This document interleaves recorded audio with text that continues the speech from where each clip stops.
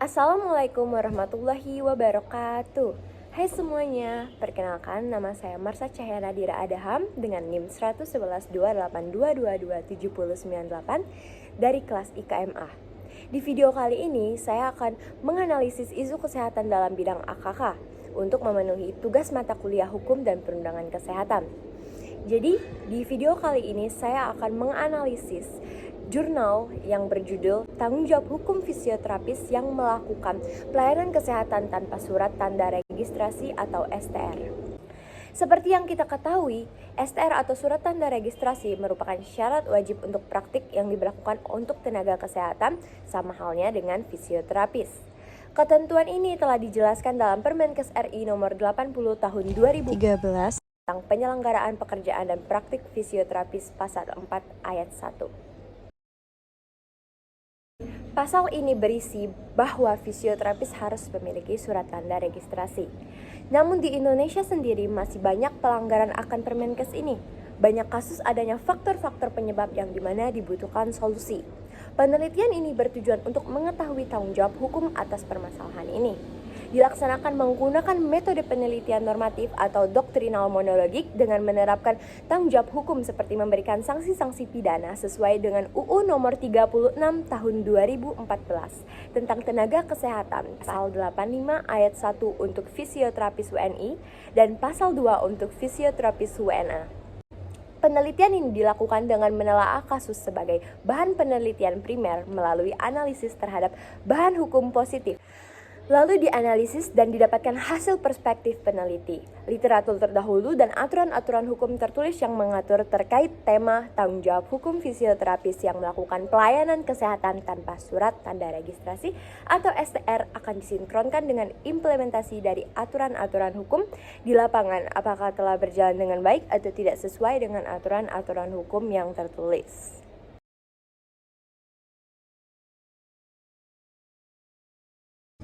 Hasil dan pembahasan surat tanda registrasi atau STR dalam praktik fisioterapi.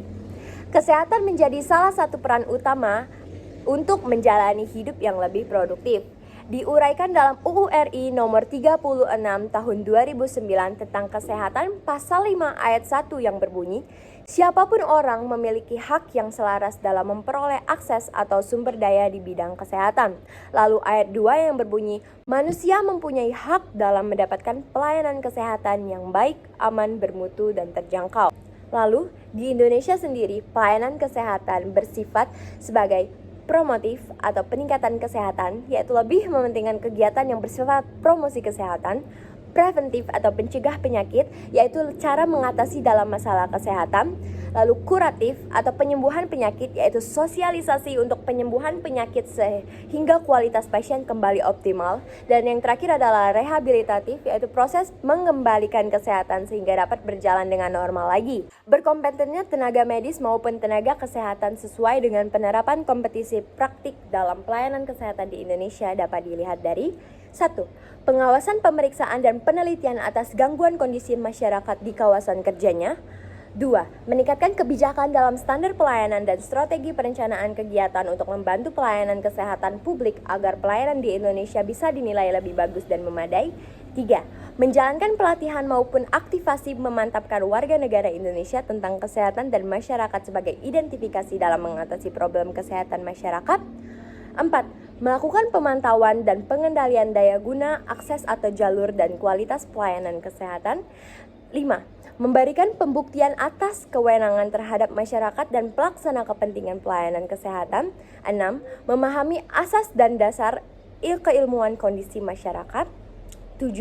Bisa memberikan hasil ampuh dan tepat dalam perancangan organisasi, perwujudan, pemantauan, dan penanganan program teknis sebagai alternatif saran untuk mengatasi masalah pelayanan kesehatan di masyarakat. Dengan begitu, tenaga medis maupun tenaga kesehatan wajib memiliki STR atau surat tanda registrasi seperti yang dijelaskan dalam Peraturan Menteri Kesehatan Republik Indonesia nomor 83 tahun 2019. Surat tanda registrasi sendiri memiliki tujuan dan manfaat sebagai bukti tenaga medis maupun tenaga kesehatan legal dalam menjalani praktik. Di Indonesia sendiri banyak tenaga medis maupun tenaga kesehatan yang belum memiliki STR tapi tetap menjalani praktik seperti biasa. Difokuskan kepada tenaga fisioterapi. Fisioterapi sendiri merupakan pelayanan kesehatan yang diberlakukan untuk individu dan kelompok dalam memberikan upaya mengembangkan dan memulihkan. Fisioterapi juga tenaga yang bekerja di bidang kesehatan yang kadang melakukan kesalahan dan bila terbukti melakukan kesalahan dalam praktik ataupun pelayanan, maka seharusnya dia berkewajiban secara hukum dan secara konstitusional. Kemenkes RI menjelaskan terdapat data di kantor Dinas Kesehatan Provinsi sebanyak 6.346 tenaga fisioterapis tidak memiliki STR, sebanyak 3.223 data STR belum terbit, dan 12,5% STR sudah tidak berlaku. Dapat ditunjukkan juga dengan bukti kasus dari putusan Pengadilan Mahkamah Agung nomor 50P HUM 2020. Di Jakarta, seorang tenaga kesehatan fisioterapis Indonesia telah melakukan tindakan kesehatan tanpa STR, sehingga menimbulkan kelalaian dan tidak kedisiplinan dalam praktik, serta membuat pasien tidak nyaman dan penuh was-was. Kasus tersebut dapat dianalisis bahwa teguran dan sanksi-sanksi pidana sesuai Undang-Undang Nomor 36 Tahun 2014 tentang Tenaga Kesehatan Pasal 85 Ayat 1, setiap tenaga kesehatan yang dengan sengaja menjalankan praktik tanpa memiliki STR sebagaimana dimaksud dalam Pasal 44 Ayat 1 dipidana dengan pidana denda paling banyak 100 juta rupiah. Kasus tersebut terjadi tentunya karena masih terjadi masalah di dalam pembuatan STR. Lalu, pembahasan tentang masalah dalam pembuatan surat tanda registrasi beserta penyelesaiannya. Fisioterapis WNI maupun WNA yang belum memiliki STR terapi telah melakukan praktik pelayanan kesehatan maka telah melanggar peraturan perundang-undangan. Terjadinya kasus-kasus pelanggar tersebut disebabkan oleh faktor-faktor yang menjadikan implementasi pengurusan STR terhambat, antara lain prosedur birokrasi atau kebijakan pemerintah yang lama dalam menyelesaikan STR sehingga berbulan-bulan bahkan tahun, kurangnya pengawasan mutu terhadap tenaga medis atau tenaga kesehatan yang melakukan praktik di bagian pelayanan kesehatan tanpa STR, dan minimnya informasi yang diterima fisioterapis mengenai konsep dasar, tujuan, dan manfaat akan pembuatan surat tanda registrasi fisioterapi. Dengan menerapkan sanksi-sanksi dan denda sesuai ayat 1 tenaga kesehatan yang dengan sengaja menjalankan praktik tanpa memiliki STR, sebagaimana dimaksud dalam pasal 44 ayat 1 dipidana dengan denda paling banyak 100 juta, baik fisioterapis yang berasal dari WNA maupun asing akan lebih jera dan paham bahwa pengurusan STR itu sangatlah penting. Setelah adanya tanggung jawab hukum yang direalisasikan, maka harus dihambat faktor-faktor penyebabnya dengan cara 1. Kementerian Kesehatan melalui MTKI atau Majelis Tenaga Kesehatan Indonesia melakukan pencegahan dengan memudahkan pengurusan melalui online. 2. Pemantauan mutu nakes. Kegiatan pengawasan tersebut dilakukan dalam pengendalian kualitas fisioterapis.